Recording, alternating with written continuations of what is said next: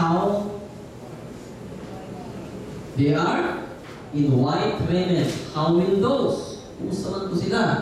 Katong naka-overcome sa sin. Sininahan sila o sininan na puti kaayo. Kung saan man yung sininan na puti kayo? Please read Revelation 19:7 and 8. What does it mean?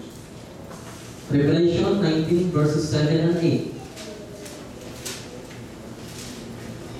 Okay, ready ba? Isa ko para sa ako nani. Pinadayan, Kapitulo 19, 7 and 8. At tuhang iyo si Joanne. Okay, si Joanne ako nalilig. Si Joanne. Nakita na ko. Okay, Revelation chapter 19, 7 and 8.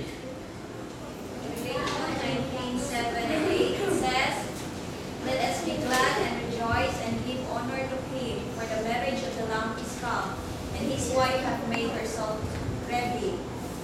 8. And to her was granted that she should be arrayed in fine linen, clean and white, for the fine linen is the righteous of saints."